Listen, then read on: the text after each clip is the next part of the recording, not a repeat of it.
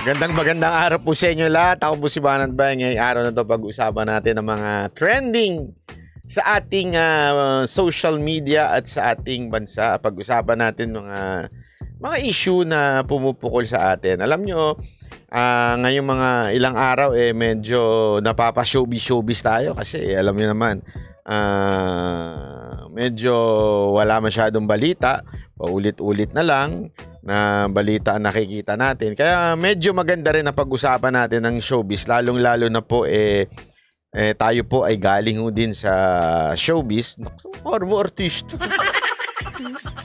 Hindi, ibig sabihin, ito po ay ating pamilyar ho tayo sa mga nangyayari ho dito sa showbiz. Kaya yan ang ating pag-uusapan.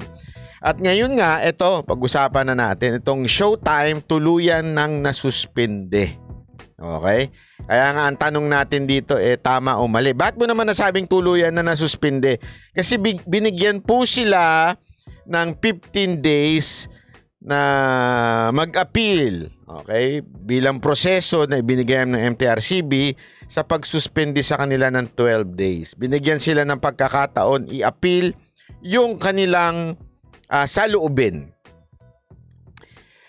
Gayunpaman, sila ho ay nagmatigas at sila ho ay hindi ho humingi ng paumanhin, ngunit ipinaglaban pa nila na sa tingin nila tama yung kanilang ginagawa at karapat dapat lang gawin uli yun sa harapan ng mga bata. Kasi ganun ho yun diba? Pag ikaw hindi ka humingi ng paumanhin, ibig sabihin tama ka, diba?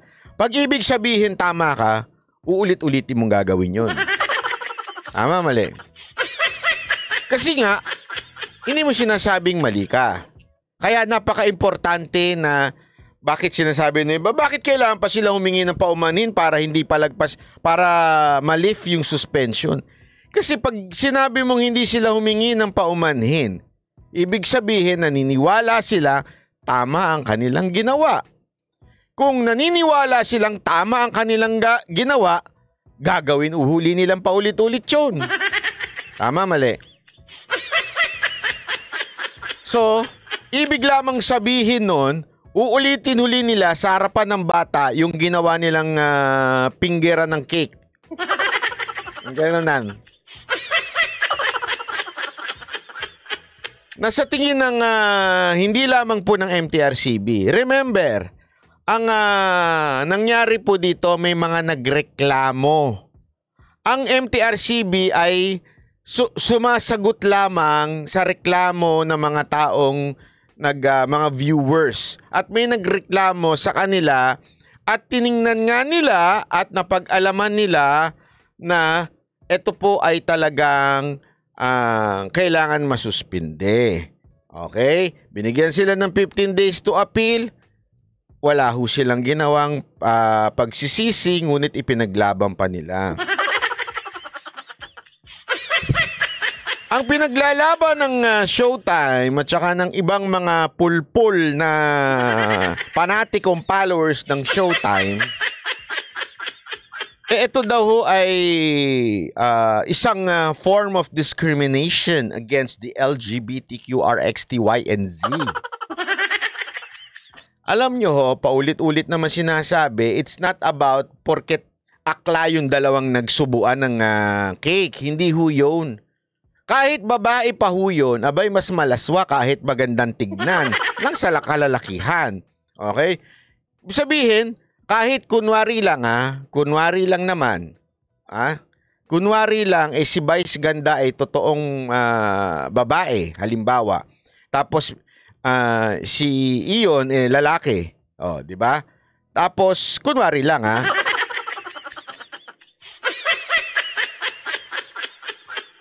Tapos ganun ang ginawa. Hindi pa rin magandang tignan yun. Hindi dahil sila ho ay membro ng LGBTQRXTY and Z. Hindi ho yun. Kahit babae, lalaki pa ang nandoon, masagwa pa rin tignan, lalong-lalo na ho na sa harap ng mga bata. At ito ho ay noontime show, 'di ba? So yun po ay yun ang sinasabi ho kasi ito. Ngayon, mamaya babasahin ko. Ngayon tas mamaya, ang gulo mo kausap Mamaya babasahin ko sa inyo yung mga violations ng Showtime. Okay? Buong report. Para maintindihan natin, bakit ba this time talagang kailangan na silang suspendihin. Okay? Ika nga, pulo na ang salop. Diba? So, ito muna yung balita na yun. Panoorin natin. Dininay ng Movie and Television Review and Classification Board or MTRCB ang motion for reconsideration na inihain ng GMA Network at ABS-CBN Corporation. Kaugnay ito sa ipinataw na 12-day airing suspension sa noontime show na It's Showtime. Matapos ang mga reklamong natanggap umano ng MTRCB sa anila ay indecent o malaswang ikinilos ng mga host sa segment na Isip Bata. Sabi ng ABS-CBN, natanggap na nila ang desisyon at kasalukuyang nag-e-explore ng possible options. Sa ngayon, dahil hindi pa final at executory ang suspension, makakaasa raw ang madlang people na patuloy na mapapanood nila ang noontime show. Wala pang pahayag sa ngayon ang GMA. Para sa mas mahabang chikahan, so, deny po ang motion for reconsideration ng It's Showtime. So, aantayin lang ang kung kailan magsisimula ang kanilang suspension. Okay, pag nagsimula na po ang kanilang suspension, ang alam ko, tuloy-tuloy naman po sila sa internet. Wala naman pong pumipigil sa kanila sa internet. So, kayong mga nagrereklamo dyan, kayong mga nagrereklamo, na kesyo may isa pa ako nabasa, OFW daw siya. Ito lang ang entertainment namin. Sabi totoo, ito lang entertainment namin bilang mga OFW. Bakit ho? Sa TV nyo ho ba pinanunood ng Showtime?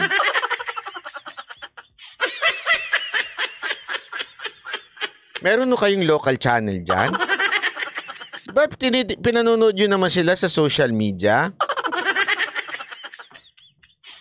Diba? So, ibig sabihin nun, mapapanood mo pa rin sila. Wag ho tayong OA. OA naman masyado tayo eh.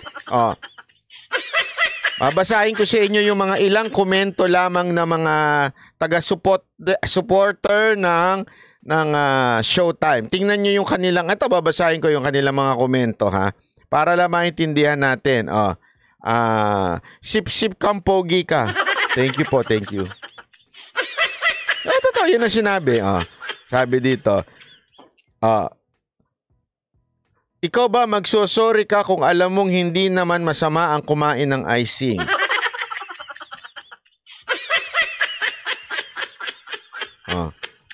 Hindi niya maintindihan na hindi naman yung pagkain ng icing ang issue doon. Sabi dito, naku. Unang ikaw ang ako. Huwag na ipakita. Sabi dito, ikaw ang ako. Sabi naman dito. Sabi naman, puro bobo yung mga bumoto. Kagaya mo, saan ba mali yung sumubo ng cake? Oo, ayo.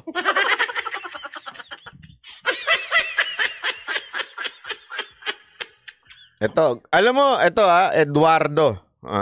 Eduardo Tiyong. Makinig ka At saka Bernadette Ramirez. Iharap mo sa amin yung bata na anak ninyo. Halimbawa lang. Iharap nyo sa amin. Halimbawa lang. Yung anak ninyo, paupuin nyo sa harapan. Okay?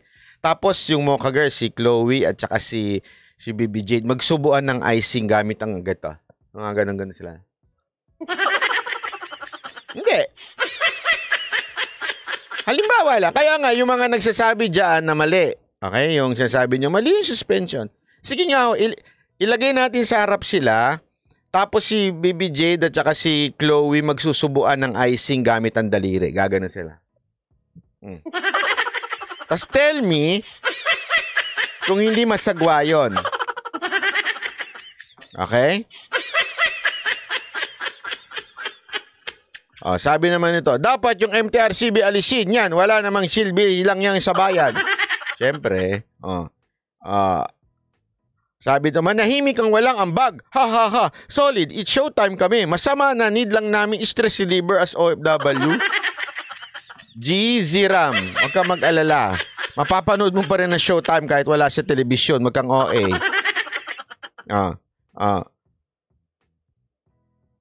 sabi dito, ito pa, wag kasi, Vice Ganda, wag kasi mag-aknaan sa TV sa harap ng mga bata. Kung gusto nyo mag-aknaan doon sa bahay nyo, isama nyo si Banat Bay para magladlad na napod. Kilala ko nito. Maglaladlad. Hindi, sa totoo po, ano naman po ako, akla talaga ako. Huwag kayong maggalala. Sabi naman ni Rosby, anong kabastusan mag-apil ka? Bakit magsusori ang Showtime? May nilagbag sila? Kailan naging masama o kabastusan ng kumain ng icing gamit ang daliri? Kung walang tinidor o kutsara, paa gagamitin? Wow, grabe, ang talino. Di ba yan ang datingan nito? Naging bastos dahil lang akla at lalaki na magkarelasyon ang gumawa. Pero kung si Ann at si Karil ang gumawa nun, hindi bastos yun, cute. Mind setting pa more. Bakit pa nagka-FB or any social media? Sige nga, gawin mo nga, Ann Curtis. Tingnan ko nga. Gawin mo nga, Ann Curtis.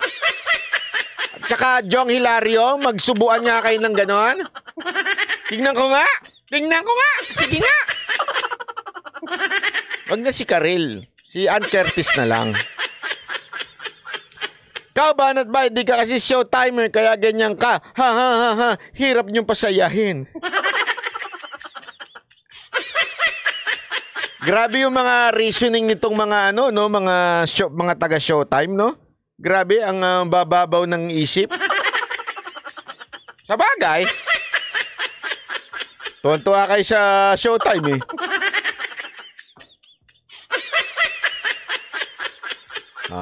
Eto ha, i-discuss natin yung violation, isa-isang violation ng Showtime para malaman nyo. Sabihin nyo sa akin kung sobra na ba at talaga nga namang deserve na nilang masuspende o baka naman sobra yung pagsuspende. Okay? So, unahin natin, di ba? Yung viewers tungkol dun sa Isip Bata, okay, ni-report yan July 25. Okay, at yan ho ay pinagbasihan in accordance with Presidential Decree PD number 1986 and implementing rules and regulation. The respondent may file one motion. So binigyan sila ng one motion for 15 days. Okay? Ito yung prior warning sa kanila. Ito iisa-isay natin yung mga warning sa kanila. MTRCB case number 2023-0606-CL121. Facts. Inappropriate utterance of the word G-spot by host Jong Hilario and Vice Ganda during January 24, 2023 episode of its Showtime.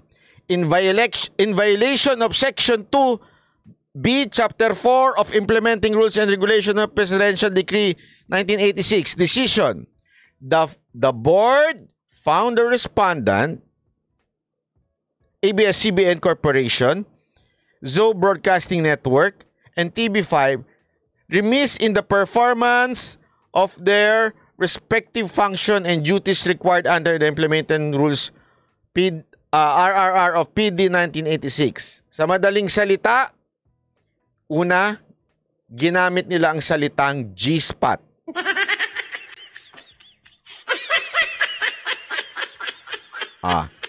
Sabihin ko sa inyo, pakisabi nga ako sa anak ninyo, sa harap ng anak nyo, ikaw Ekdam, pakisabi sa harap ng anak mo, nak, G-spot mo ha. Tignan mo, protektahan mo yan G-spot mo. O baka hindi mo alam ibig sabihin ng G-spot. Ha? Hindi, kaya nga, ikaw na. Ekdam, medyo tagapagtanggol ka naman ng Showtime eh. Sa apo mo o kaya sa anak mo sabihin mo, oy, yung G-spot mo ha. Na-warningan sila dito. Hindi sila sinuspinde. Pangalawa, MTRCB case number 2023-0606-CL106. Okay? Facts, inappropriate utterance of the word tinggil by host Bong Navarro. Ikaw, Bong Navarro, na ano ka nang hindi guilty, tapos ganyan ka pa. June 3, 2023. Oh. Ano sabi dito? Anong kanilang warning lang din. Winarningan ng board. Tinggil. Sige nga, ho.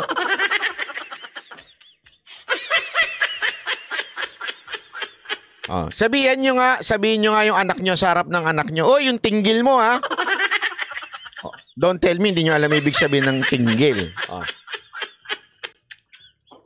Ito, at present, the noontime show has duly submitted their MR of above-mentioned cases which are currently pending when MTRCB Adjudication Committee for their resolution.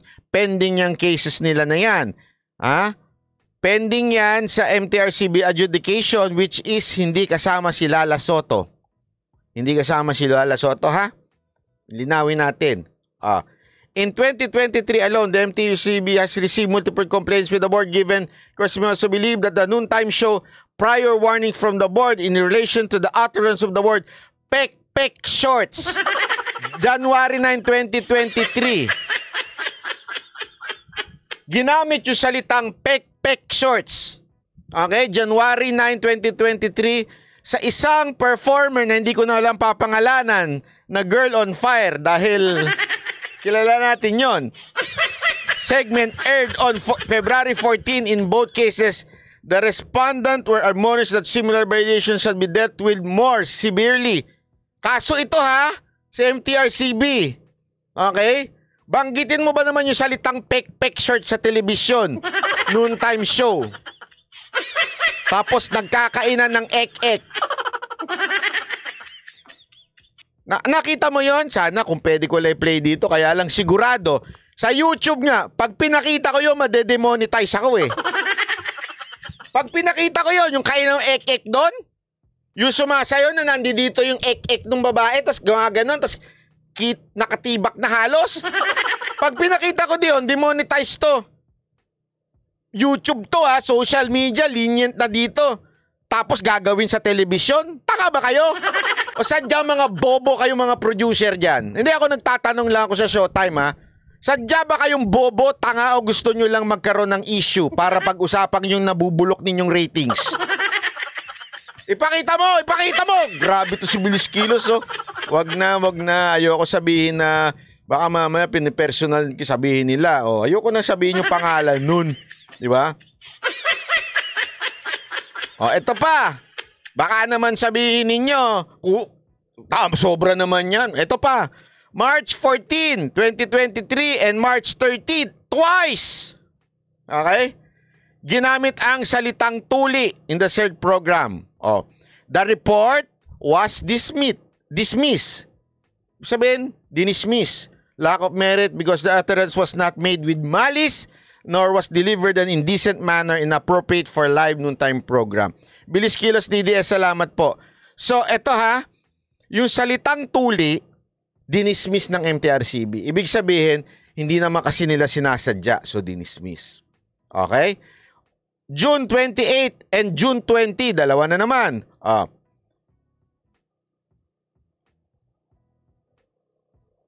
Ayan, ito. Grabe rin ito. Alam nyo yung inuhulog yung pera?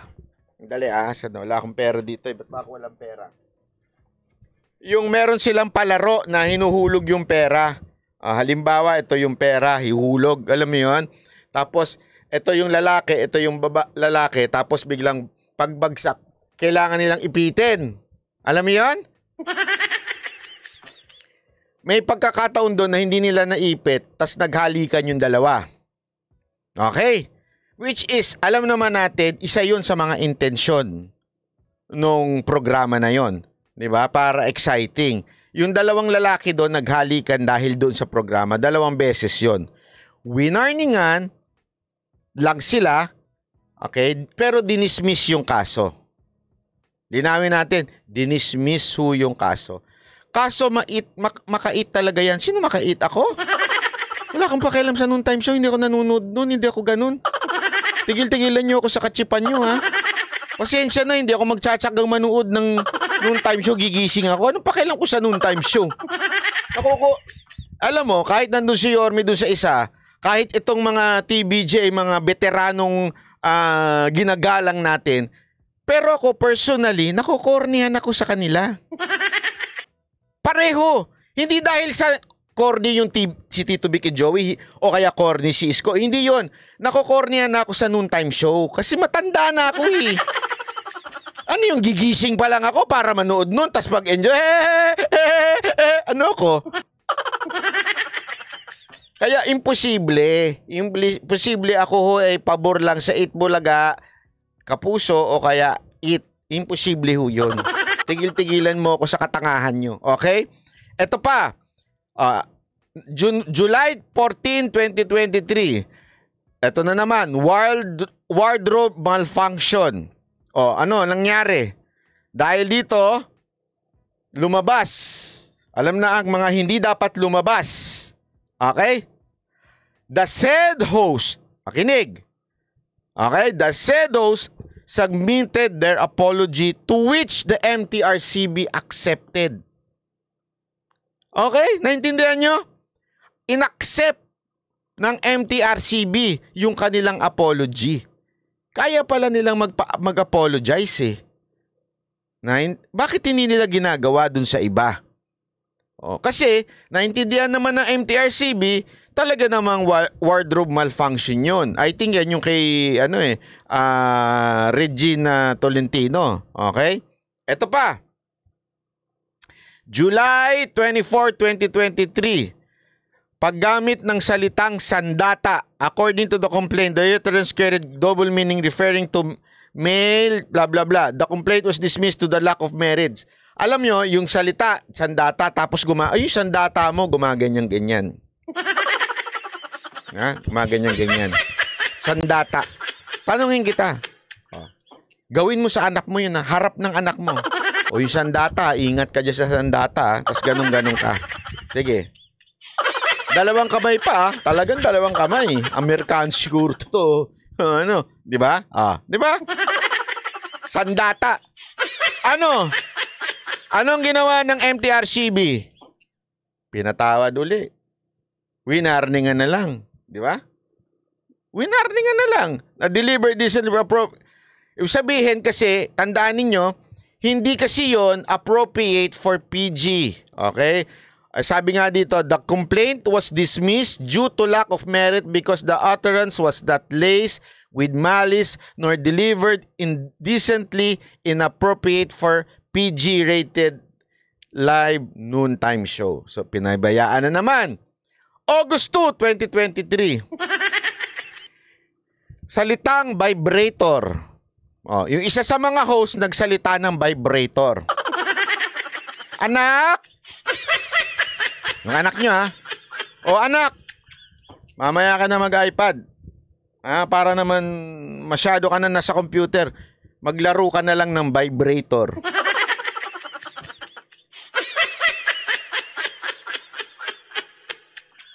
Hindi. Kaya nga sabihin nyo nga sa anak nyo yan. Baka nga ngayon ma-demonetize ako sa mga salitang ginagamit ko eh. YouTube pa lang yan Kasi merong hangganan ng kabastusan. Yun ang sinasabi natin dito eh. May hangganan ng kabastusan.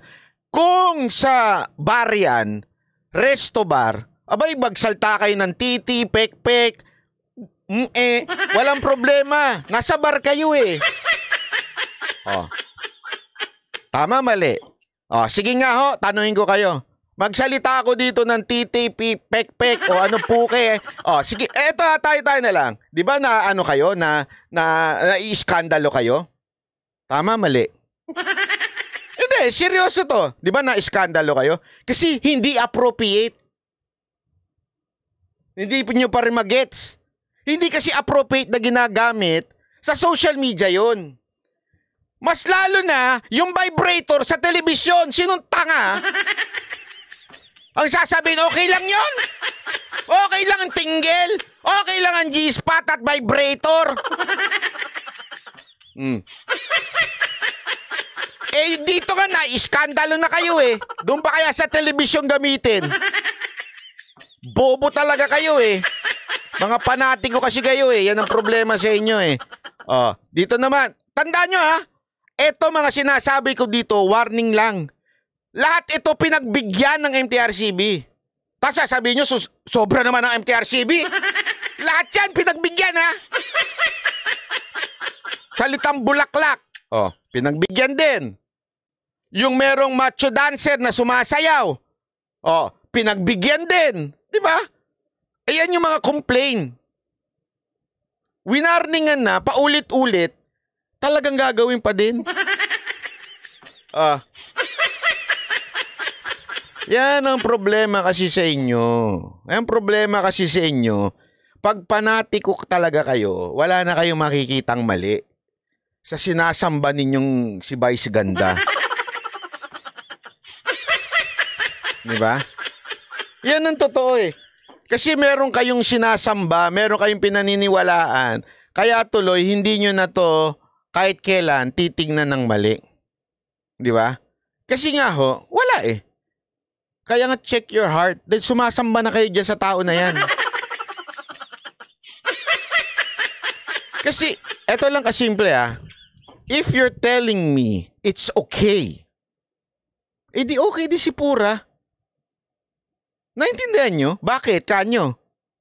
May sumasamba din doon kay Pura eh.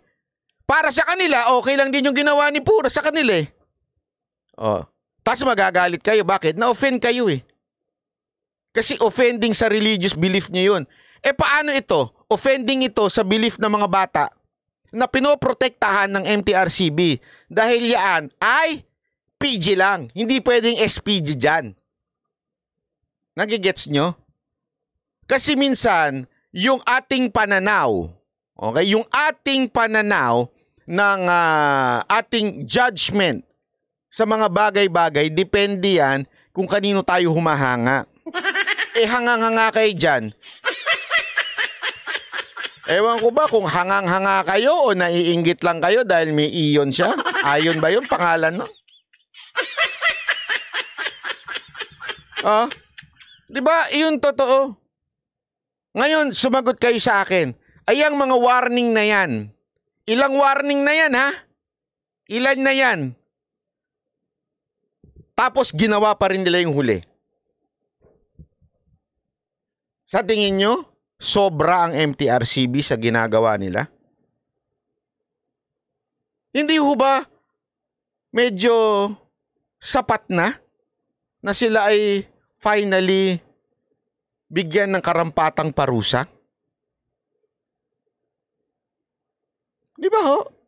Isipin nyo na mabuti yun ha. Sapat na po. This is more than enough. Ang problema sa atin, sa bagay ha, kaya naintindihan ko merong diyang iba, ilang beses nang ninoloko ng jowa, nagiging martir pa. Kaya okay na yan. Iba dyan, mga asawa, niloloko na nga kayo, okay lang. Bakit? Hindi, basta mag-uwi siya ng swerdo niya sa akin.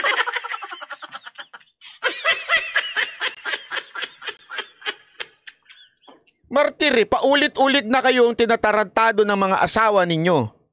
Paulit-ulit na kayong nahuhuli niyo yung asawa ninyong nakapatong. Pero kayo dahil takot o di kaya sinasamba niyo yung puwit ng asawa niyo, wala pa ring mali sa inyo. Lahat na ng tao nakapaligid sa inyo sinasabing mali na. Pati nga magulang niyo sinasabi, bakit ka naman nagpapapi dyan sa asawa mo? Niloloko ka na ng asawa mo. Ikaw pa rin, dilapwit ka pa rin sa asawa mo.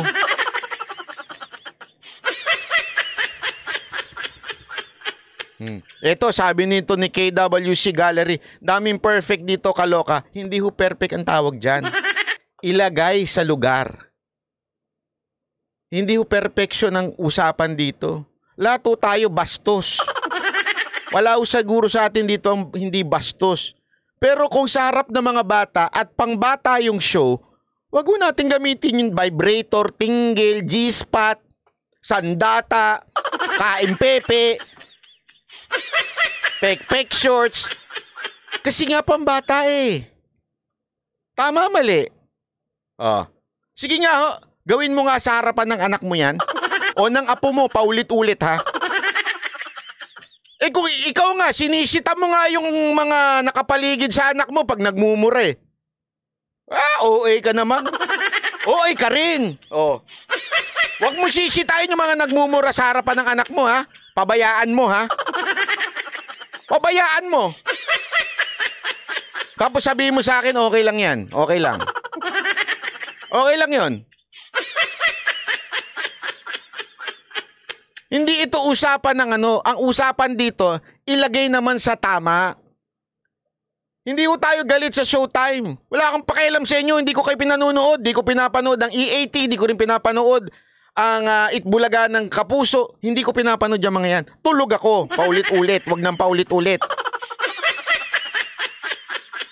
Hindi ako mahilig sa noontime show. Nakokornihan ako. Honestly, I don't like the jokes. It doesn't mean na I don't like the people there. Kasi kung si, pangalan nito, si Jose Enwali, makita ko sa Zirko, sa Clowns, matutuwa ako. Pero iba kasi yung joke sa TV. Nakokornihan ako, hindi ako naaaliw. Ganun din, kahit, lalo na kila Buboy, mas nakokornihan ako dun. At saka yung mga ibang host na ewan ko kung saan kinuha. Nanggigets nyo? Pero si Vice Ganda, papanoorin ko siya ng comedy bar. Bakit? Nakakatawa yung joke niya sa comedy bar eh. Pero ayoko mapanood yun sa telebisyon na mapapanood ng bata. Ilagay natin sa tamang lugar. Gets nyo? Vice Ganda is one of the, masasabi ko, isa sa mga matatalas ang isip, isa sa pinaka magaling na stand-up comedian ng Pilipinas, mabilis mag-isip, magaling magdala ng tao sa comedy bar. Huwag niyang dalhin sa noontime show. Ilagay niya sa lugar. Real talk lang, huwag tanga. Diba? Wag kong tanga, real talk lang tayo. Wag ko tayong panatiko. Ha? Kasi ang problema sa atin, yan ang hilig natin. Panatiko na nga tayo sa mga politiko. Natanso na nga kayo. Tapos pati ba naman sa artista, panatiko pa rin kayo? Diba? Alam nyo, etong bayan na to kaya hindi umaasenso? Dahil sa mga panatikong tulad nyo. Walang biro. Kasama ka na doon. Kayong hindi nakakakita ng katotohanan dyan. Kayo mga panatiko na umiidolo sa mga artista kahit mali na, yan ang dahilan kung bakit di umaasenso ang Pilipinas. Bakit? Nadadala nyo yan sa politiko eh. Harap-harapan na kayong tinatarantado ng mga mayor nyo, iboboto nyo pa. Saka nakakita ng ganon. Yung harap-harapan na kayong alam mo yung mayor nyo, ginagago na kayo, paulit-ulit na siyang mayor pero ang gulo-gulo pa rin ang lunsod nyo. Harap-harapan na kayo tinatarantado ng mayor nyo habang yung mayor nyo yumayaman, kayo humihirap. Diba? Tapos, iboboto nyo pa rin. Bakit? May picture niya eh. Anong tawag sa inyo? Salot sa lipunan. Yan ang katotohanan. Diba? Yan ang katotohanan. Oh, next topic na ba? Nasasaktan ka? Anong title nitong live natin? Diba Showtime? Oh, makinig ka hanggang dulo to. 2 oras to.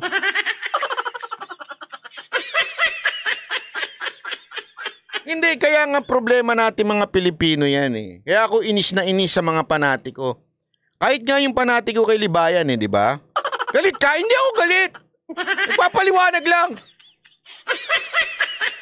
Hindi kasi alam mo, bit-bit natin yan. Kahit nga mismo sa sa mga vlogger eh. Ay, ang hilig natin umidolo ng vlogger eh. Huwag tayo iidolo ng vlogger. Ano ba kayo? Marami dyan sa mga vlogger na yan. Pineperahan lang kayo. Kaya nga tingnan nyo yung, pansinin nyo yung vlog, oh. Lalo na ito isang pretending na abogado pero utak grade 1. Ito to, di ba? Oh. Itong abogadong utak grade 1. Dahil nga may views siya, kakatira kay Tulfo, lahat na lang ng gawin ni Tulfo, mali na. Lahat ng gawin ni Robin, mali na. Nakita ko kayo na pinuri niya na kahit papaano, may tama itong si Robin Padilla tsaka may tama ito si Tulfo. Wala, di ba? Tayo hindi eh. Tayo, may nakikita tayo mali kay Rapi Tulfo. Binabanatan natin. Pag may tama, pinupuri natin. Dapat ganun. Hindi yung para tayong, Tulponatics ka ba o libagan ka ba? Ano ka ba? Ha? Kabobo ka o tulponatics? Sino dito ang tulponatics at saka kabobo? Diba? Kaya nga kahit talunan na sinasabi nyo, panalo pa rin eh. Saka nakakita ng ganung ugali, di ba? Talunan na, 3-0 sa debate. Sasabihin pa nila, hindi yan ang purpose ng aking pagsali. Alam mo, dinaig nyo pa yung Socorro. Mamaya pag-usapan natin yung Socorro na yan, ha? Dinaig nyo pa yung ganun eh. Kultong-kulto.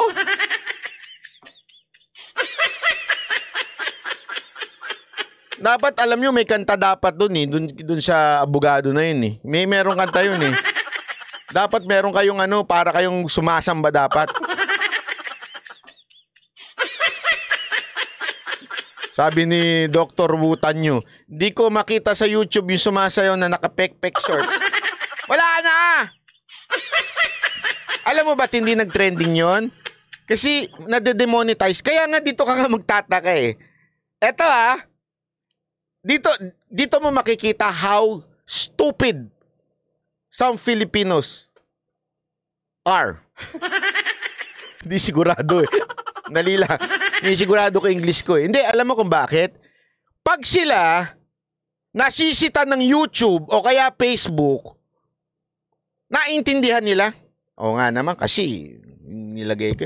Kung ang Facebook nga at YouTube merong community guidelines. Na ingat tayo, baka madali tayo, bakit madedemonetize tayo. Di ba maraming ganun eh. Ingat na ingat sa Facebook Reel na hindi, kailangan sumunod ka sa panuntunan nila. Pero magagalit tayo kung ayaw nating sumunod sa panuntunan ng MTRCB. Tama, mali? How hypocrite are you? Diba? Saludo tayo sa Facebook at saka sa Google.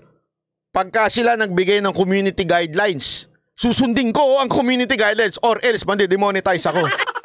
Pero ayaw natin sumunod sa MTRCB. Ang gago nyo rin, ano? Sarili nating gobyerno ayaw natin sundin. Gobyerno ng Facebook at saka gobyerno ng YouTube, sunod na sunod na. Ayoko ma-demonetize. Ayoko.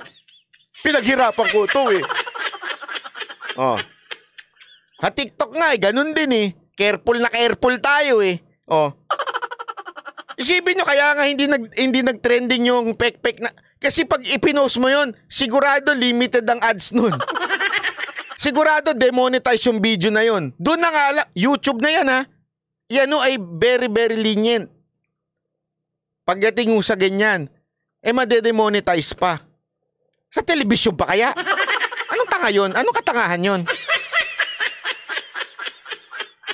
Diba? Anong kaanuhan yun? Kabubuhan yun?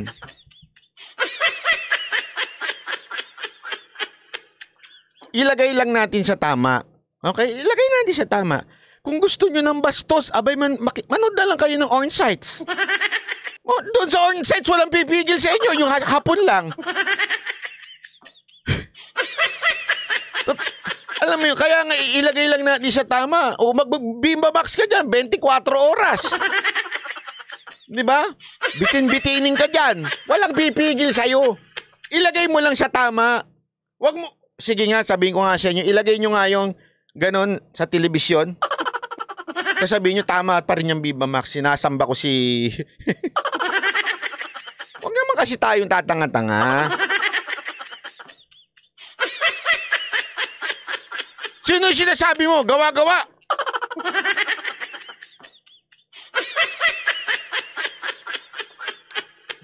Sino yung sumusunod sa YouTube na hindi sumusunod sa gobyerno? Ang harot, ikaw na nga lang magpaliwanag. Talagang tinanong niya, sino yung sumusunod sa YouTube na hindi sumusunod sa gobyerno? Ewan ko sa'yo, maghanap ka ng kausap mo. Bigyan kitang 20. Lagay mo dyan GCash number mo. Bigyan kitang 20, maghanap ka ng kausap mo. Gulo mong kausap eh. Ito. Ito na, panoorin natin to ha. At kaugnay ng pagkakakontempt sa mga leader ng grupo, alamin natin ang latest sa Senado. Live na nakatutok si Ian Cruz. Ian? Yes, Mel, mananatili nga sa kustodiya ng Senado ang 4 na leader ng SBSI, kabilang na ang kanilang leader na si Senyor Aguila matapos nga ipakontempt sa pagdinig kanina. Aguila! Matapos ang pagdinig ng Committee on Public Order and Dangerous Drugs. Dapat gumawa ng kanta ito si Aguila, no? Natawa ako dito eh. Siya daw ang reincarnated na... Sabi nung iba hindi siya, dinideny niya, at saka yung grupo niya. Pero sabi nung iba, siya daw ang reincarnated Santo Niño. Alam mo nung tiningnan ko?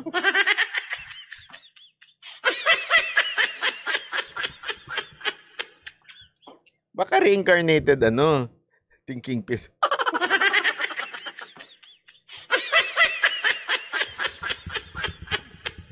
Huwag kayong ganyan Baka mamaya bigla magsalita yan ng ala Santo Niño.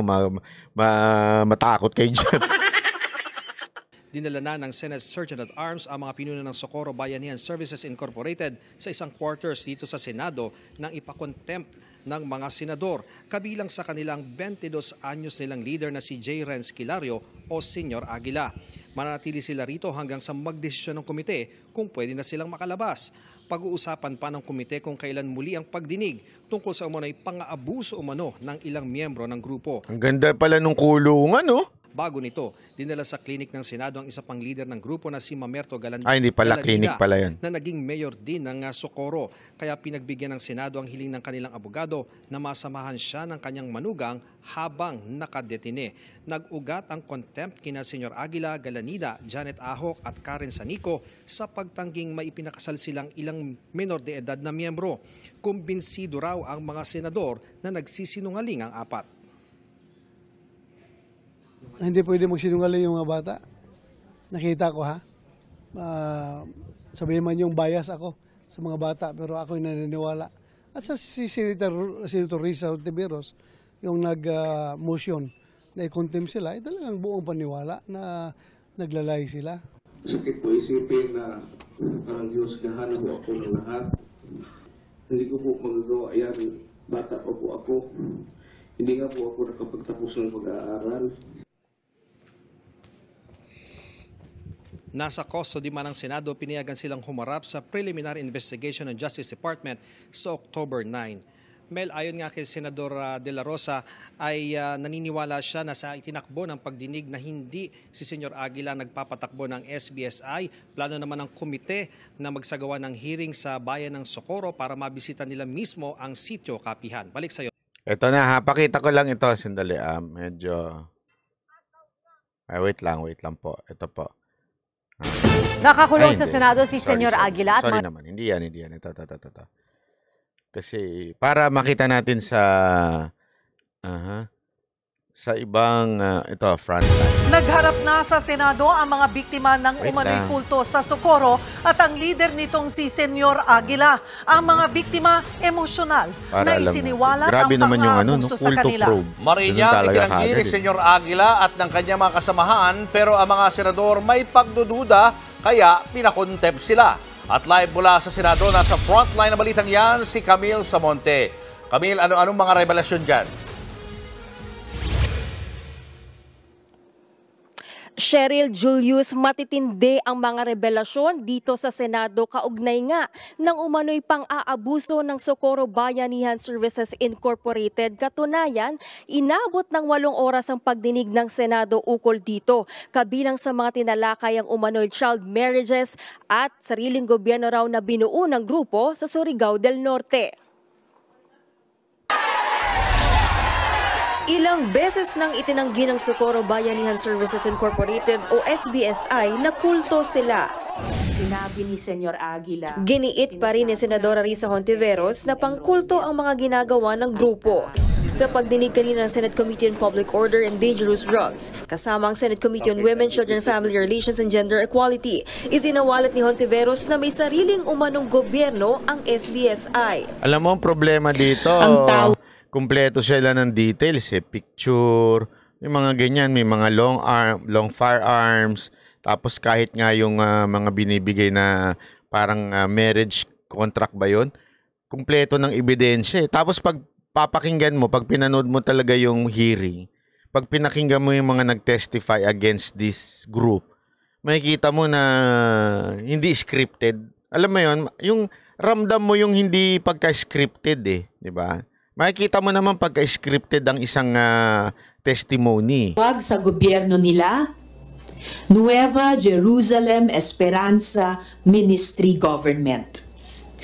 Pambihira. Contradictory, di ba, yung sinasabi? Nagpakita pa ng resibo ang senadora na nagpapatunay na mayroong sariling Ministry of Budget and Finance ang SBSI.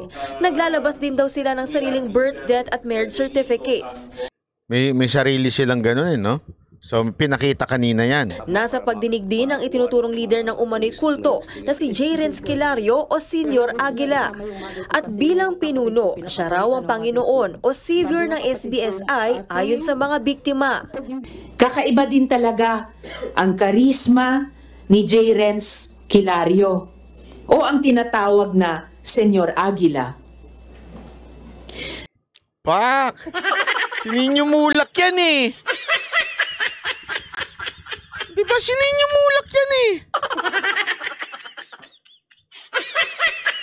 Ayon sa ating mga witnesses, siya ay nagkakasal, nagbibinyag, Sabi ni Drogon, baka silibayan ng Chief Justice dyan. Posible yan, Anden. Posible.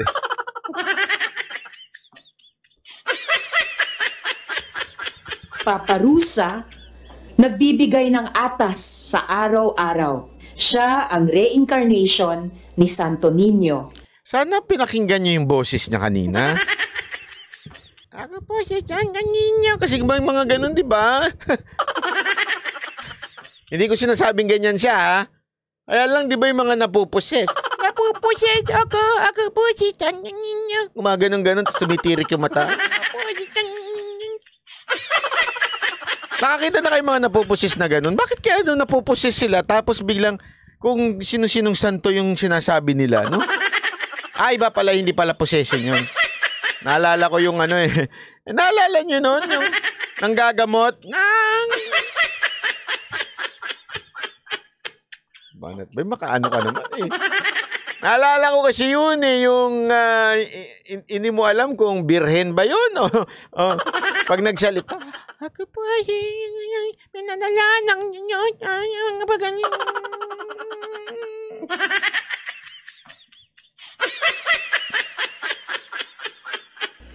Siya ang Ginoo. Kanina, nagkaharap na ang mga biktima at si Senyor Aguila. Unang nagbigay ng kanyang testimonya si Jane, hindi niya tunay na pangalan. Pagsisiwalat niya, mayroong sekretaris na naglilista ng mga single na babaeng 12 years old pataas at mga lalaking 18 years old pataas. Animoy kupido si Senyor Aguila na pinagmamatch sila sa kaipapakasal. Si Jane nga raw na 14 years old, ikinasal sa 18 years old na lalaki. Pagkatapos ikasal, required daw na agad silang makipagtalik dahil kung hindi, may kaakibat itong parusa. Sinabi ni Senyor Aguila, authorized ang asawa mo i-rape ka? Kailangan ay among tulo ka adlaw di may makuha nganlan mig adjust. Kailangan daw makuha sila in 3 days, otherwise they will be called na nag-adjust. Kakausapin sila, Your Honor. Sasabihin na maimpyerno sila pag hindi sila pumayag. Adyos ang tawag ng grupo sa kasalanan o hindi pagsunod sa utos si Senyor Aguila.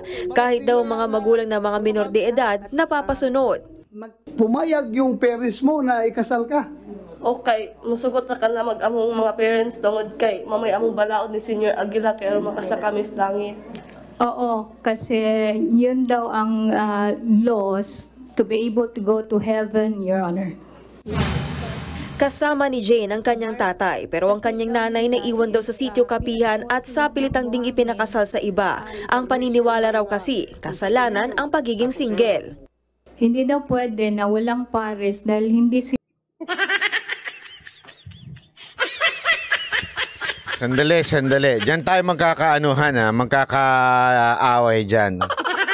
Anong kasalanan? Ano to? Adyos ang pagiging single? Hindi pwede yan. Ayoko ito, kakalabanin kita dyan dahil sa ganyan mong patakaran, ha? Hindi pwede sa akin yan. Katulad ko mga single at virgin.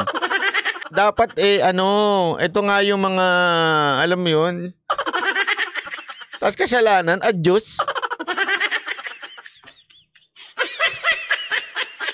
Totoo ba yan, Senyor Aguila? Totoo ba ang bawal ang single sa inyo, makasalanan?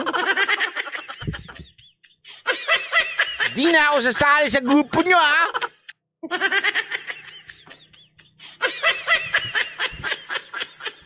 Bad yun, ha? Bad yun. Kung totoo yan, bad yan. Sila makakapasok sa arka ni Noah.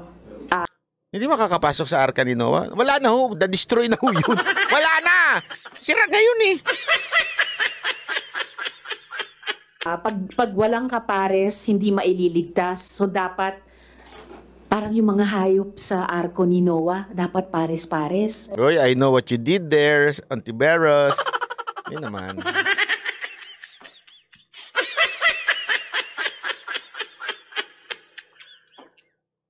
Napaisip tuloy ako. Paano kung ako nung panahon ni Noah, wala akong kapares, di ako makapasok sa arko. Banat ba? Hindi ka naman hayop! Ugaling hayop ka lang! Doon na lang ako maghanap ng partner ba? Okay.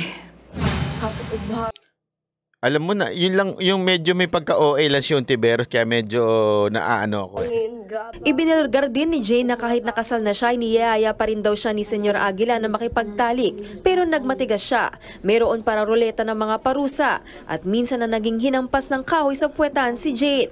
Parusa rin ang pagpapaligo sa tinatawag na Aroma Beach na puno raw ng ihi at dumi ng tao. Grabe naman yun. Puno daw ng ihi ng anak ko. Wala na, demonetize na talaga itong channel ko. Ano na, itong video lang. Ang sinapit ni Jane kapareho rin daw sa nangyari sa kapatid ng isa pang testigo na si Lovely. Naging emosyonal pa siya sa Senado. Yung kapatid ko po is minor po. 12 years old po siya. Running 13 po yung ikinasal siya ni Senyor Aguila. Ako mismo witness.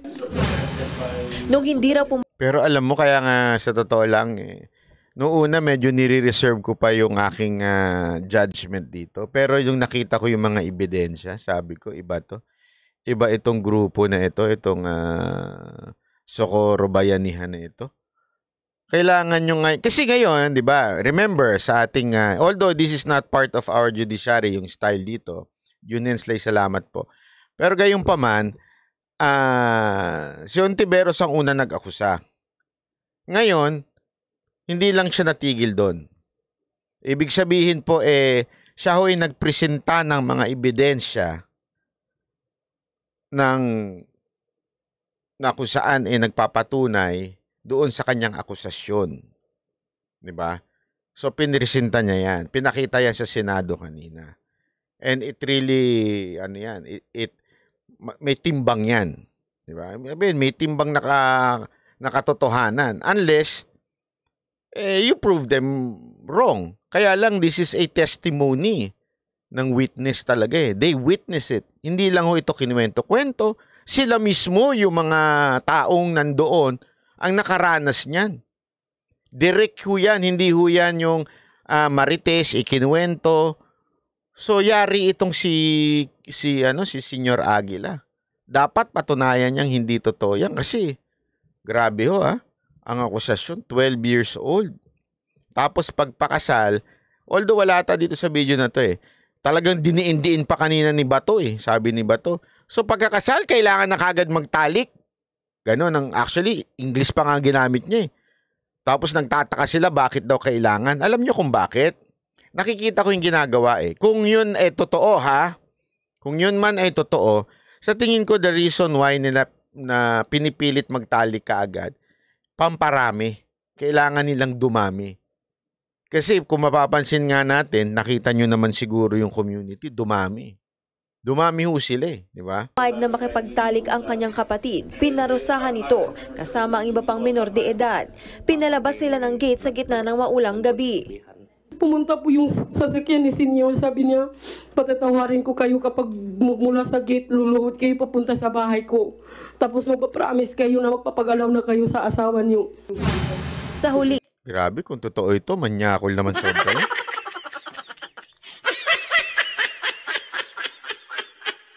O sabi, 19K registered voters daw. Actually, yung isa nga mayor eh.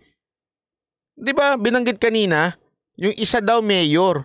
Kaya nga sabi ko, mukhang ang ano to eh. Ito may relationship sa politika ito. Mercy Mariano, grabe sa panahon ngayon, no?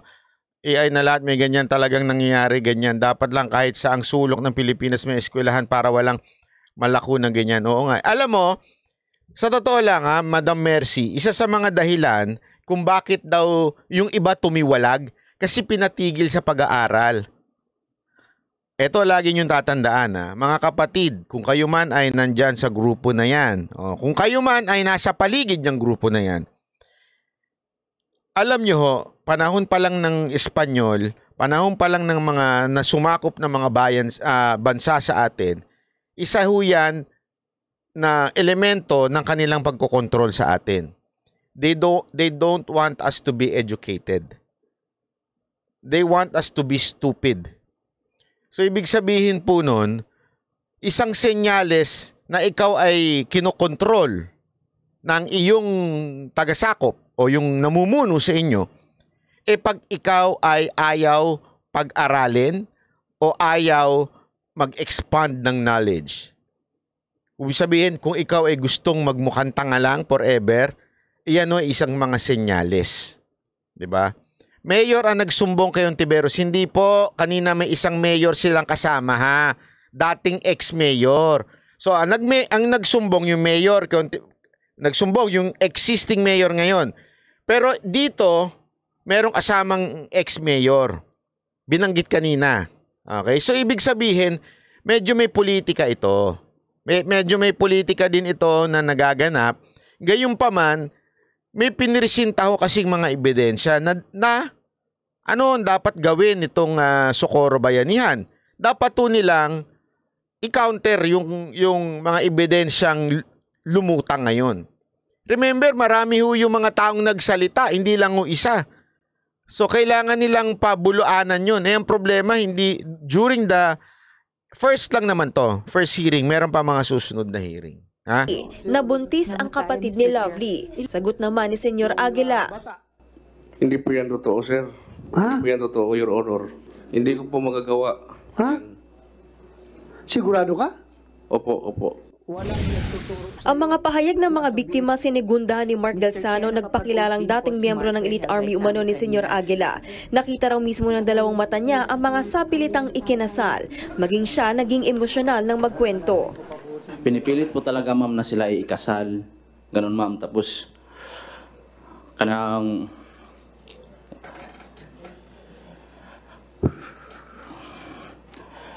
Relax lang. Okay lang. Bukod kay Kilario, tahasang itinuri ni Galzano sina Janet Aho, Karen Sanico at Mamerto Galanida na mga nagfa-facilitate daw ng mga arranged marriage. Mismong 15 anyos na anak nga raw ni Ahok, sa pilitang ipinakasal din. Dito na sinubok ni Senator Ronald De La Rosa kung sino kina Ahok at Galzano ang nagsisinungaling. Sabi ni Ahok, hindi totoong ikinasal ang anak niya. Giit naman ni Galzano na tunghayan niya mismo ang kasal. Sino nagkasal, Mark, sa kanila? Si Senyor, sir. Si Senyor. Senyor Aguila. Senyor Aguila. Sumagot ka. Senyor Aguila. Kinasal mo yung anak ni Janet Ahok? Uya, sir. Uya. Di na tinood. Kanang mga bata, naghambog na sir. Answer me squarely. Kinasal mo ba yung anak ni... Anong hambog nga? Ano sabi niya? Ano sabihin nun? Sorry ni Janet Ahok o hindi? Uya, hindi. Na sila ay ikasal. Pagbubulgar pa ni Galzano, may apo na nga raw si Ahok sa anak niyang pilit umanong ikinasal. Hindi naman yan itinanggi ni Ahok, pero nanindigan siyang hindi ikinasal ang anak mayabang niya. Sa huli, hindi kumbinsido ang mga senador sa paliwanag ni Senyor Aguila at 3 pang miyembro ng SBSI, kaya pinakontempt sila. Alam mo, ito, yung susunod daw ata doon na mismo sa Socorro gagawin eh. Ito lang gusto kong bibigay na komento patungkol ho dito, no? maganda yung sinabi ni ni Senator Tolentino dito. Kasi sinabi nga ni Senator Tolentino, nagpunta na ho siya dyan sa Socorro. Tandaan na natin hindi ho pangalan ng grupo Socorro Socorro Bayanihan. Okay? Hindi po Socorro lang. Baka kasi, tandaan natin yung Socorro, lugar daw yan sa Surigao. Sabi nga ni Senator Tolentino, napakaganda daw dyan. As in, mababait daw ang mga tao dyan, mabubuti. Kaya nga mukhang sa tingin tinake advantage daw, di umano, according to the senators, yung kabaitan nitong mga taga-Socorro. Sobrang, kasi siyempre, mga bababait, mga hindi kasi alam nyo sa probinsya, yung talagang mga liblib na lugar, mapapansin mo mababait. Kung sino yung mga exposed sa city, sila yung medyo may sungay. Hindi mo napansin yun? Kahit sa ibang bansa pagka yung city, di ba, nandun yung medyo may mga sungay, pero yung mga mababait, yung mga conservative, nasa probinsya ganun daw dito sa sa Socorro, mababait daw ang tao diyan. And sabi nga nung balita nakita ko kanina ito. Mukhang tinake advantage. Napakaganda po ng Socorro. Nakita ko po 'yan. Nag-almusal ako diyan, nagtanghali ako diyan. Napapakabait ng mga tao. Her further stress, sabi, may nag-take advantage para gawin itong mga ganitong bagay, pati itong sa mga bata. Ay, Oriental Mindoro 'yan, hindi. Oriental Mindoro ba ito? Itong Socorro? Hindi. Surigao del Norte, kayo naman. Lulukohin niyo pa ako Ayan na nga, They took advantage of the hospitality and the good-naturedness of the Socorro population. Sinamantala nila yung kabaitan. Tapos sinabi dito, itong Socorro Bayanihan Service Incorporated, okay, ay nasa Socorro, Surigao del Norte. Kayo kala nyo nagre-research ako, John Smith, wag ganyan. Gumagawa ka ng sarili mong imbento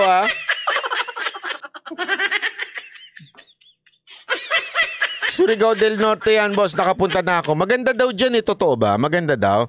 Sobrang ganda daw dyan nung ginugel ko nga yung Socorro, nakita ko yung lugar sa Surigao. Ang ganda, mga island. I stand correction.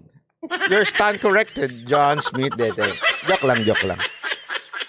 So, ang tawag sa kanila, okay lang yun, walang problema. Joke lang kita. Ang tawag po sa kanila ay ang Socorro. Kaya nga dapat tanggalin na lang yung salitang Socorro. Baka isipin tuloy ng mga tao, lahat ng mga taga-Socorro, kulto. Hindi kasi alam mo, minsan iniisip na kagad na ibang tao, naku, wag tayo dyan sa Socorro, may kulto dyan. Di ba minsan nakakatakot nung ganun? Alam pa naman natin, mapapanood pa naman natin sa Viva Max yan, di ba? Yung isang lugar. Ba't ba alam, Barat Bay? Di ko alam. Kinuwento lang sa akin ni Boss Dada. Yung mga isang lugar doon na kung saan merong mga nagaganap na hindi magaganda. Sa mga probinsya, iniisip kasi may kulto, di ba? Kaya dapat wag na natin gamitin yung salitang Socorro. Dapat na lang to Ang tawag na lang sa kanila, Bayanihan. Di ba? Bayanihan. Kasi Bayanihan Service Incorporated. Ganon.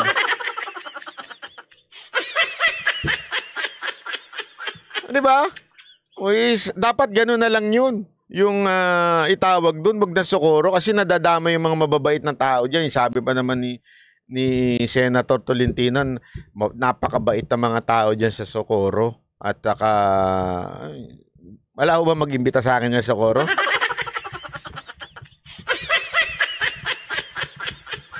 Dyan din si sa Dinagat naman si Ecleo.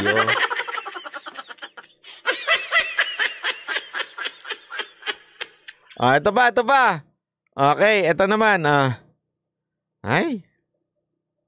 Eto. Ito pa isang chismis. Alam mo, grabe itong chismis na to. Medyo hindi ako pinatulog nito. Kasi tinitingnan ko, bakit siya nagtitrending? Si Maggie Wilson. Alam mo itong issue ni Maggie Wilson? May kinaugnayan to sa buhay natin Kasi, panoorin nyo. Yung kay Maggie Wilson, Mga mare at pare, ito na ang hottest at latest. Pinag-aaralan ni former beauty queen Maggie Wilson ang posibleng legal action laban sa content creators na naninira sa kanya at sa kanyang kumpanya. Sabi ni Maggie sa IG, tukoy na nila ang creators at organizers na sangkot sa pag-atake sa kanya. Marami na rin siyang natanggap na messages tungkol dito na ipinapasa ang sisi sa iba. Hinikayat niya na ang ibang creators na lumantad at magpadala ng screenshots. Yon ang magiging batayan nila kung isasama nila ang creator sa kanilang legal action. Dahil sa isyong yan, trending si Maggie sa Twitter o X Philippines. Balita ko, may tututukan kayo tuwing 11 a.m. Ito. Yung kay Maggie Wilson kasi, may naninira sa kanya at saka yung kumpanya niya. Nakalimutan ko na kung anong name ng company niya eh. Tapos nagtataka siya kasi parang, alam mo yun, obvious. Pare-parehong script. Yung mga nangyayari, puntahan nyo sa sa page ko. Maraming ganyan pare-parehong script eh. Lalo na pag binanata natin si Libayan, pare-parehong script nila. May ganyan. Nagtaka siya. So parang naglabas ata siya ng kung sino man ang magsasabi na kayo ay hinire, parang meron siyang pabuya o palulusutin niya sa kaso. Parang nag-bluff siya, parang ganun ang dating. Parang nag-bluff siya na sinabi niyang, makakalusot kayo sa kaso kasi alam na namin kung sino-sino ang nagbayad sa inyo, something like that.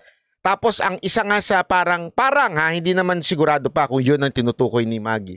Ang pinagbibintangan yung ex niya. Okay?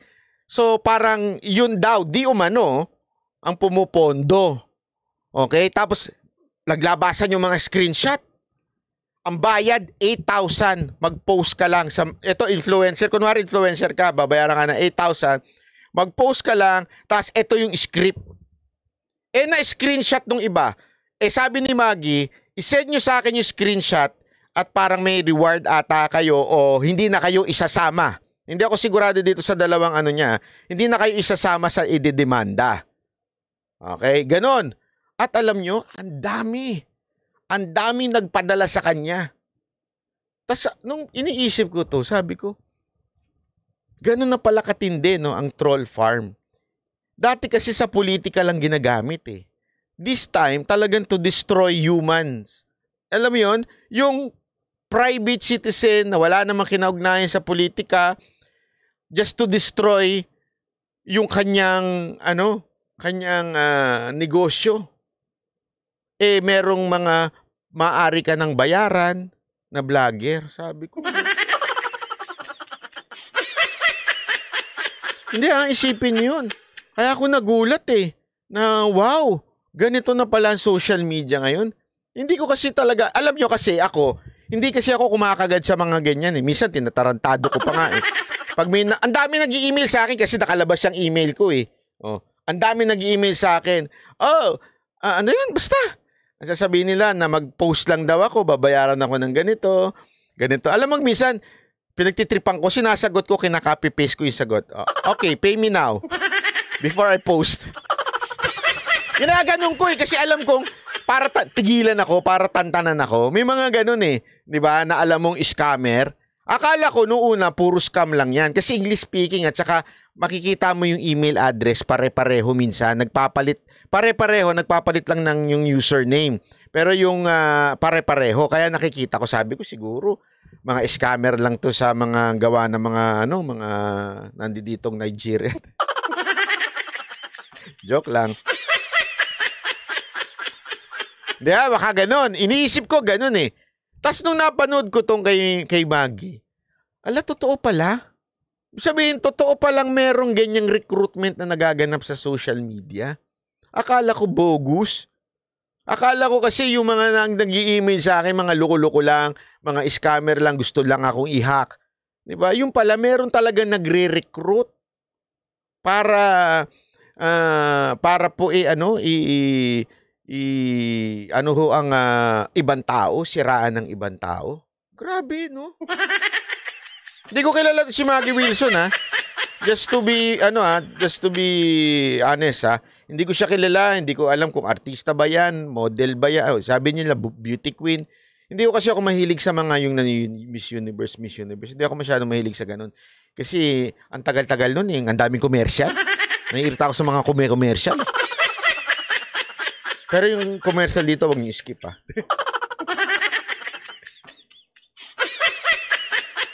Diba? Ngayon pala, meron na talaga mga troll. Kaya nga alam mo, natatawa ako nung pag tinitingnan ko yung mga yung mga kumakampi kay Libayan sa Facebook page ko. Puro puro naka-private, puro walang followers, walang friends. Puro ganun. Iniisip ko nga, ito kaya si Libayan may troll farm? Bakit ganun? Una-una, pare-pareho script nila. Punta nga kayo sa Facebook ko pag ang topic si Libayan. Punta kayo, makikita ninyo. Pare-pareho yung sinasabi nila, abogado yan hindi ka kasi abogado. Puro yan pa ulit-ulit. Di ka ba't tulad niya kasi abogado yan. Ulit-ulit lang, ganyan lang sila. Pag sinabi, okay lang matalo, at least abogado, ikaw. Ulit-ulit, tapos makikita mo, pag tinignan mo yung picture, wala naman. Wala ka makikita ang picture. Picture ng pusa, aso. Diba? Hindi ko alam kung may troll farm siya o meron talaga siyang fake account at lumulusob siya. Ang yaman naman ni Liba. Ay, naku. Madam, ikaw ang maglabas ng... Alam mo yung niya? Malaki yun. Maniwala kayo sa akin, malaki yung kinikita ni Libayan sa Facebook. Sa YouTube. Ako na magsasabi sa inyo, malaki. Kaya enjoy na enjoy yun Alam mo yun, tiningnan ko na yung YouTube niya. Inaral ko na. Pag hindi topic si Tulpo, ang bagsak. Tingnan, kayo nga tumingin Pag si Tulpo, si Robin Padilla, at mga sikat na ang tinitira niya, madami views. Pero pagka walang kwenta yung topic niya, konti lang. Yung mga tinitira niya si Tulpo, mataas, umaabot ng 50. Matindi. At alam nyo, umabot ka ng 50 ganun katagal. At 5 beses sa isang araw o 4 na beses ka maglabas, ang laking pera nun, maniwala kayo. Sigurado kung kahit abogado ka, titigil mo na yung pag-aabogas siya at magbablogger ka na lang kung ganun. Hindi, kaya nga sinasabi, ako, nakikita ko na kung yung mga utu-utu niyang followers naniniwala pa sa kanya hanggang ngayon, bahala kayo. Pero ako kitang-kita ko na nangyari dyan. Kitang-kita ko na talagang grabe, viewers niya pag Tulpo, ang laki. Tapos 5, 4 na beses. Tapos ito pa masama. Talagang siya, minsan tawag doon, humuhukay siya. Naghahanap talaga siya ng mababanat kay Tulpo. Ibig sabihin, hindi yung reason ni Tulpo, minsan humuhukay talaga siya. Tapos talagang, minsan, sa isang banat, sa isang topic ni Tulpo, gagatas siya ng mga 3 topic tungkol doon. May part 1, part 2, part 3. Ako na magsasabi sa inyo, mababa ang 5,000 kada video niya. Isipin mo kung naka-4, naka-5 ka sa isang araw, tas araw-araw mo ginawa yan. Sa tingin ko maniwala ko kayo sa akin, sa tingin ko. Kasi putol-putol Style yun putol-putol. Attorney Libayan yung totoo. Magkano kinikita mo? Mas malaki kinikita mo sa vlog, pagbablog kaysa pang abogado. Yung totoo. Huwag tayo maglokohan. Kailan kaya papatawag sa Senado ito si Libayan, no? Nagpapakalat ng maling mga impormasyon, no? Meron pa siyang kino-content 3 years ago pa. Oo, ganun yun. Kaya nga, alam mo yung style niya, akala niya maloloko niya lahat Sa bagay, marami naman talagang tanga. May mga sumasali nga ng kulto Hindi ko sinabing kulto si si Senior Aguila. Hindi. I mean, alam nyo, ang Pilipinas, isa sa pinakamaraming kulto. And when I say kulto, it doesn't mean religious Marami diyang kulto. Kultong tanso. Kultong kabobo. Kultong katalano. Mga kulto. Mali-mali na tinuturo, pinaninipat. Sumuntakin mo talano na niyo. Eto, ako mismo naka-witness. I was not authorized lang. Nakita ko yung papel na kung saan pinirmahan ng mga tao tungkol sa Talano Gold. Nagsumbong, nakita ko. Nabasa ko. Ganyan kakapal, oh. As in. Tapos tinignan ko inisa-isa ko, totoong mga tao.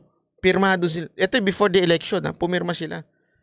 Ang pangako sa kanila, basta iboto lang yung kasi ganito, merong balik yan. Yung Talano, pag-ahati-hatiin na, may porsyento sila. Tapos nung nakita ko yung pirmado, sabi ko, seriously, ganito kabobo mga tao, ganito kadaming maniniwala. Na meron talagang Talano Gold na magpapaangat sa atin na daus-dus na buhay natin.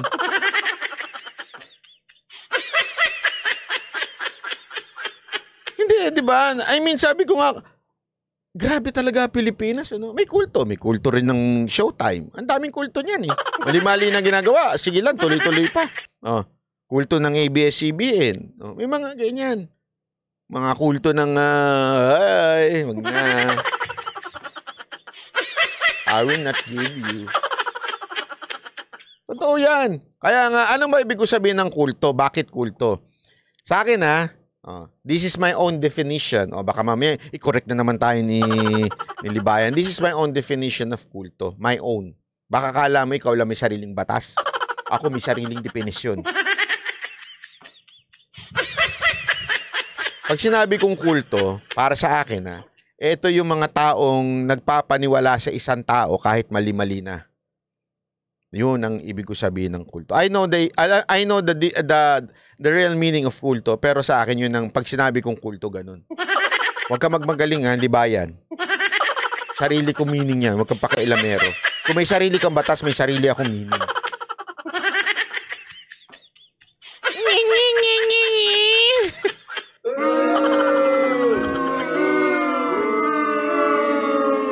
Next, ito. Binaha na naman kanina ang ilang lugar sa Metro Manila at mga karatig probinsya dahil sa biglang buhos ng ulan. Kaya kalbaryo muli ang idinulot nito sa mga pasahero at motorista. Nasa frontline ng balitang yan si Brian Basa.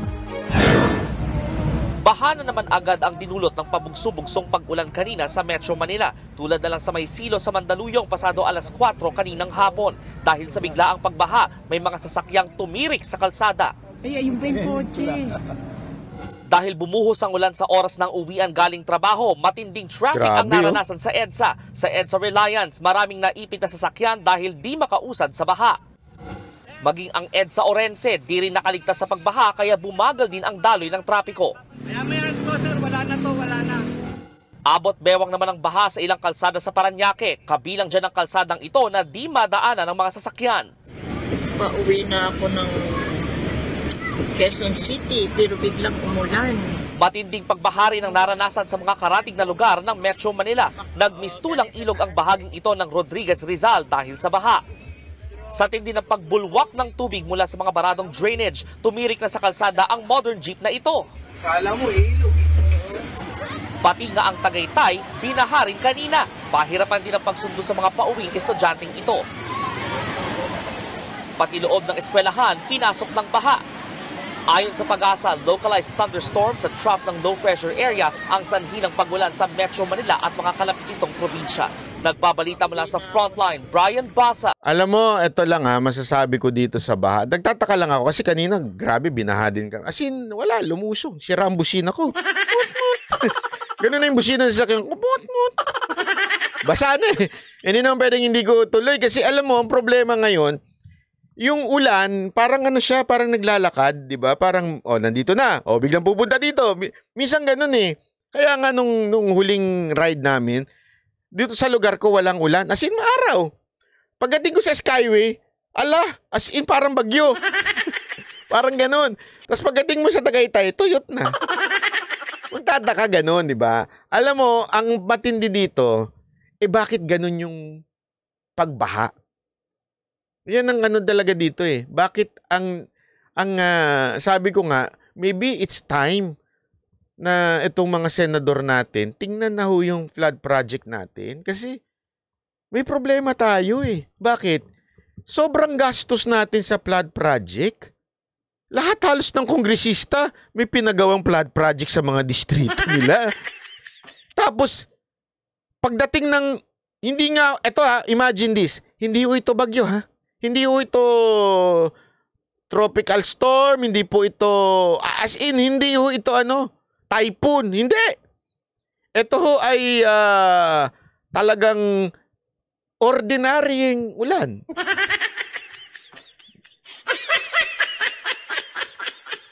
Isipin niyo yun. What if sabi ko nga, mabait pa nga sa Panginoon sa atin, talaga naman na ding, kasi kung ito yung bagyo, yung talagang super typhoon, baka ho, hindi lang lumubog ang EDSA. Isipin nyo, ang EDSA tumitigil. NLEX tumitigil, ganun. Mantakin mo. Paano na kung ito ay super typhoon na talaga magdadala ng tubig? At hindi yung tipong konti-konti lang. Kasi nangyari ngayon, parang umaandar lang Parang ang mangyayari, dadaan sa EDSA, yung bagyo. Baha. Tapos dadaan na sa May Rojas, baha. Diba? Tapos pupunta na ng Cavite, baha. Ganun At least nawawala. Kaya nga sabi ng MMDA, hindi mawawala din yan. Dumaan lang si naluha lang yung higante. Ganun. Tapos biglang bumabaha na. What if talagang super typhoon, as in lahat ng lugar umulan? Siguradong matindi ang baha dito. Di ba? Sana, kaya nga sabi ko ay grabe naman to. Kailangan silipin ng mga senador natin yung mga flood project na mga pinapasa ng mga kongresista natin. Yung mga kanilang hinihingi na proyekto na kesyo may flood project, pero bakit para atang hindi nabawasan? Sana nga man lang kung na-retain yung dati. Di ba? Hindi lumala. Ngayon niya, konting lang, wala pang 30 minutes na umulan, bumabaha na. Ibig sabihin, may problema. Parang nga nangyari, hindi talaga ginawa yung flood project. Wala talagang flood project na naganap. Okay? Pero lumabas yung pera. Pangalawa, bakit tila ata yung mabilis accumulate ng tubig, lalong-lalo na yung parang yung basura, parang napunta na sa kalsada. Anong nangyayari sa mga LGU? Di ba ho? Bakit tila atang baha-baha ang mga estero? May problema ho tayo dyan.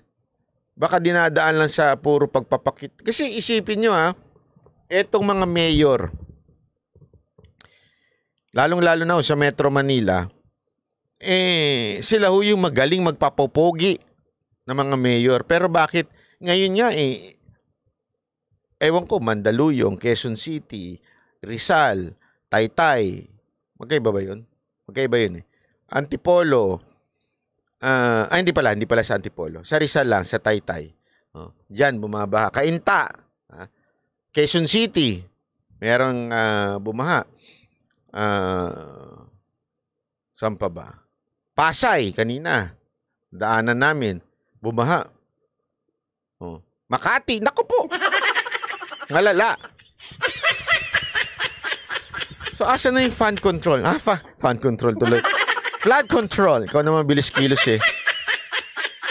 Kaya nga, alam mo, naisip ko nga yan kanina Paano na kung totoo, sabihin, hindi naman peking bagyo to Yung talagang typhoon, wala na. Lubog tayo siguro lahat. Kaya nga plano ko kanina, nagtanong talaga ako, magkano ba jet ski ngayon?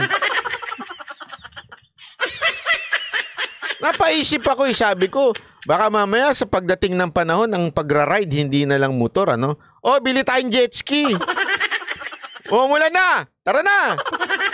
Ride na tayo! Kasi alam mo, naisip ko talaga yan kasi kanina, mahirap, nasubukan nyo ba na magmotor ng baha? Oo, makakalusot kahit papaano yung mga big bike, makakalusot yun. Pero lublub talaga yung paa mo doon. Pag uwi mo, kachichas ang abot mo doon. Kahit anong lagay mo pa ng, hindi ka naman pwede magbota. Kasi mahirap naman yun. Talagang kahit anong tindi mo nung pagsuot sa sapatos, aabutin yun. Kasi ang lalim Ganun kalalim. Sabi ko talaga, siguro darating ang future. Talagang ang bibili na ng mga mayayaman. Hindi ako sila, yung mga mayayaman. Mga jet ski. No? Takin mo yun? Nauso kaya sa Pilipinas yun? Paglabas mo ng paglabas mo ng bahay mo pag umuulan. Okay, labas na mga jet ski. Lalong kawawa yung mga nagmumotor dyan. Yeah? Bili ka na lang ng bangka. Baka kala mo peke. Ito, totoong kwento to. Diyan sa Makati, Dian. Nandyan ang studio namin dati sa may Palanan. Barangay Palanan. Sa may Dian Street. Si Toto gumawa na ng bangka yun eh. Kasi nandun siya eh. Nandun ang studio. Nandun ang pamilya niya. As nandun pa nga ibang Mocha Girls dun eh. Dun tumira sa Dian, Palanan, Barangay Palanan.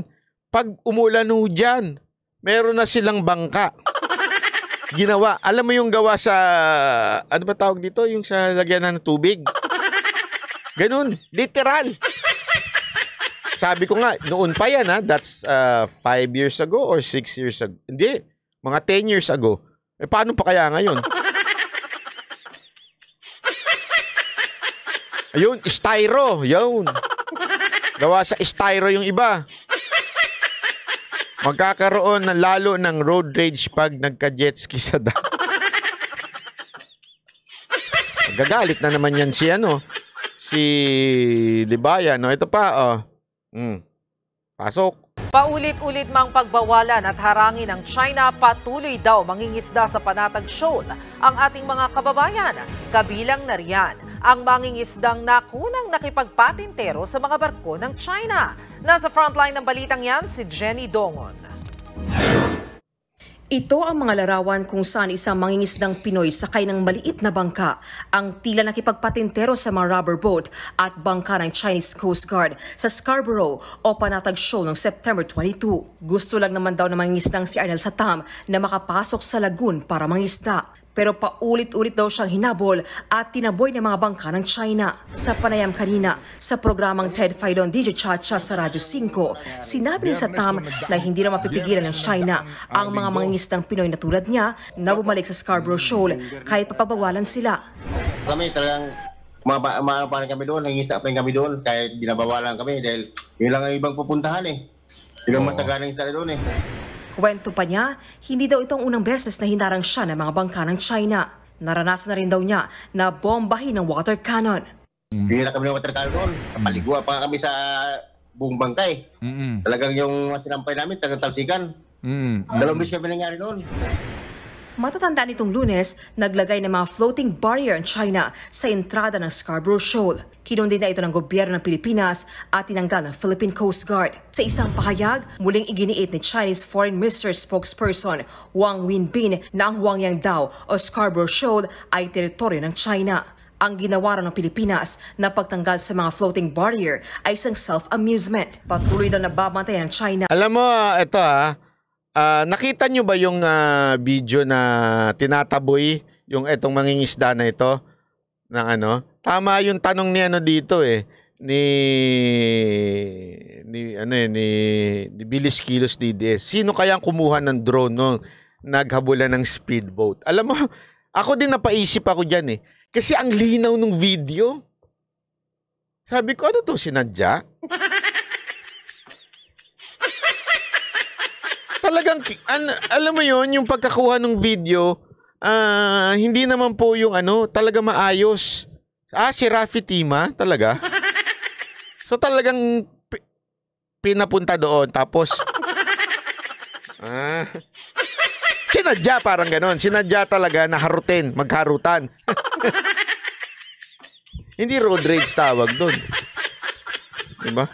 Bakit? Wala kasing road Water raids. O kaya, sea raids. Ito lang alam mo, ito lang naisip ko dito. Dapat ganito ang ginagawa ng ating gobyerno. Sa tingin ko according dun sa understanding ko sa sinabi ni Sas. Panoorin niyo yun sa video ko yung kay Sas.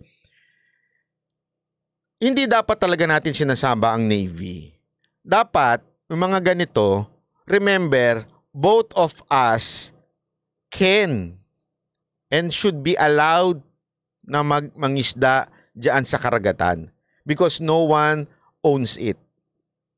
Ibig sabihin, lahat tayo dapat malayang nakakapangisda.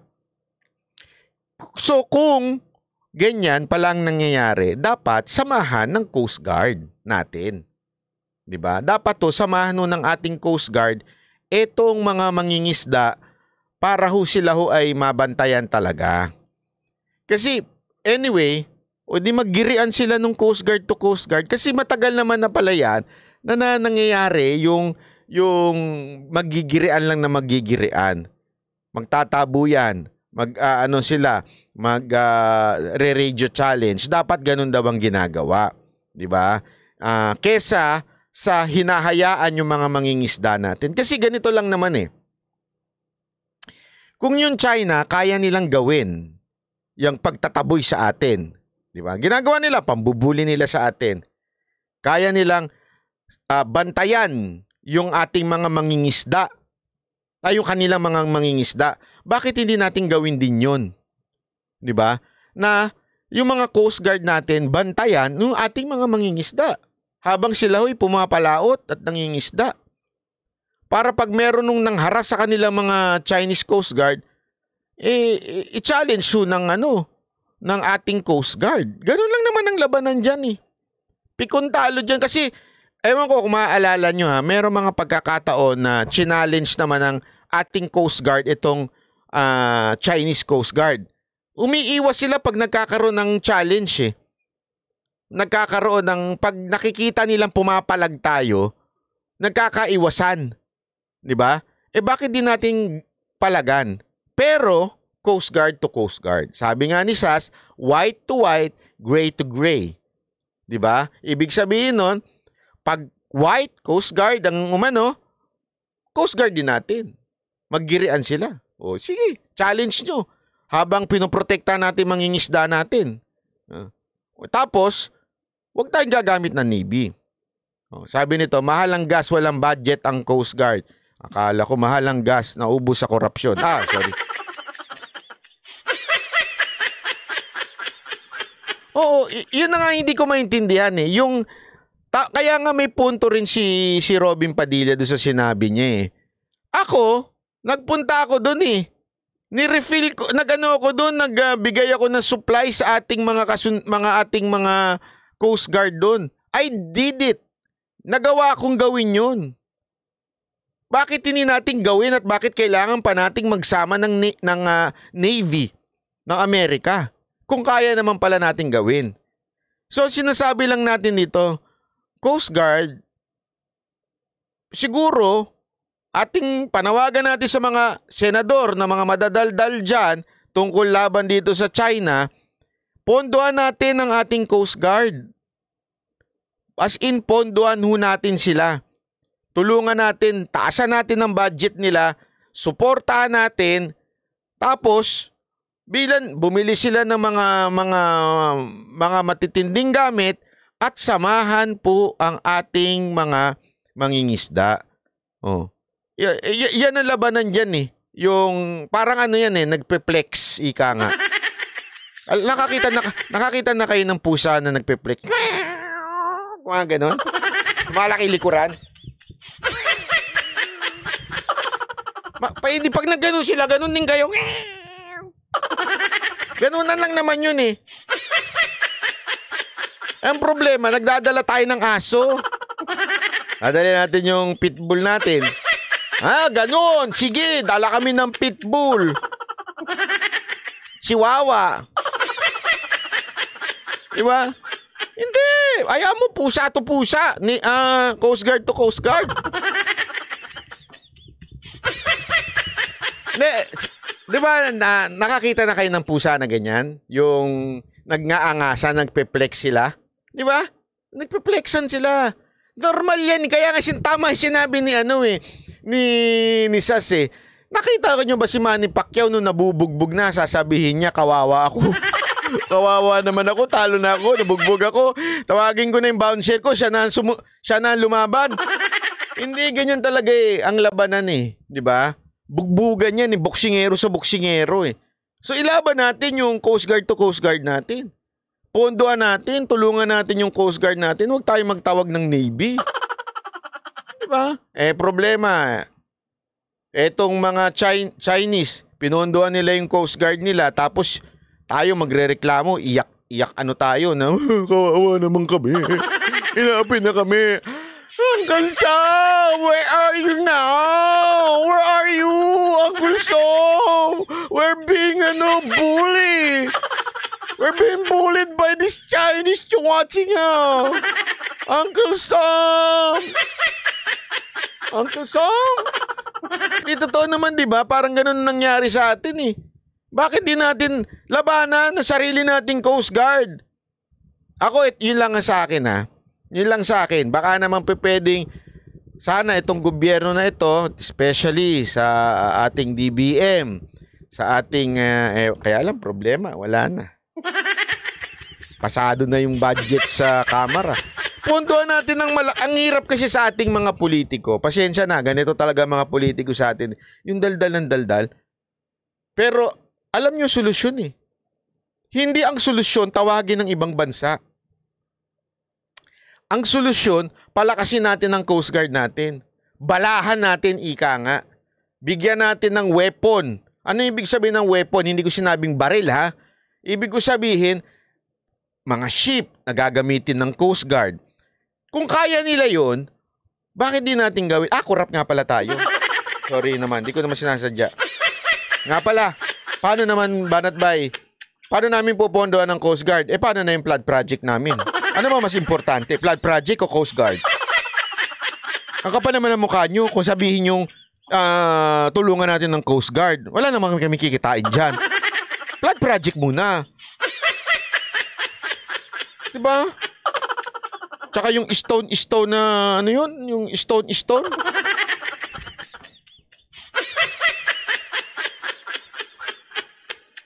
Yun na lang muna. Wag na munang anuhin. Baka mamaya yung gray ship natin pindura ng white para makatipid. Hindi totoo, di ba? Yun naman ang ano dyan eh. Ay nako, mag-ingat ka sir, may interview. Nga pala. Rock netting yon. Rock netting. Kasi totoo naman eh. Kaya nga nakakairita minsan yung mga madadaldal na oposisyon sa Senado tsaka sa Kamara. Ang dadaldal pero hindi sila, alam mo yun, gumawa ng paraan, kausapin, o kahit nga yung mga hindi, sabihin na natin kahit hindi sa mga oposisyon, kahit mismo yung sa mga administrasyon, ng mga kongreso, mga senador. Kasi minsan may nakikita pa ako, ang init ng ulo ng mga senador. Labanan natin yan! Kung gusto nyo labanan yan, sir, mga ma'am, dagdagan nyo budget ng Coast Guard. Tindihan ninyo ang budget para meron talaga tayong pangsangga. Diba? Ibahala natin dyan si Vice Ganda. Si Vice Ganda. Gaganin niya ng ano. You want?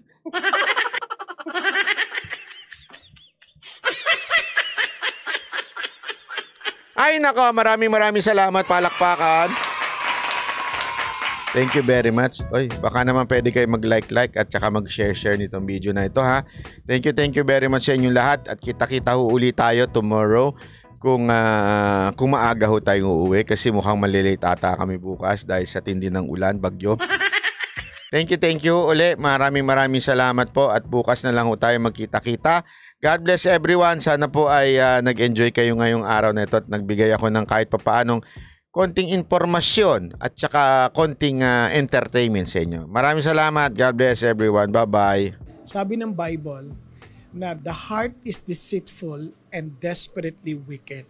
So hindi ito mabuting batayan. Unang-una, kung sinasabi nating puso, it has something to do with our feelings. Dapat yung feelings natin would submit to our mind na nagsasubmit sa truth ni God. Ngayon, kung hindi nakaayon sa tamang paniniwala, obviously, diskaril din yung isip at yung puso, diskaril din. Kaya kung ang mind natin nagsasubmit sa truth ni God, siyempre magiging tama yung ating pag-iisip. Pag tama yung ating isip, saka lang makakapag-respond yung puso ng tama.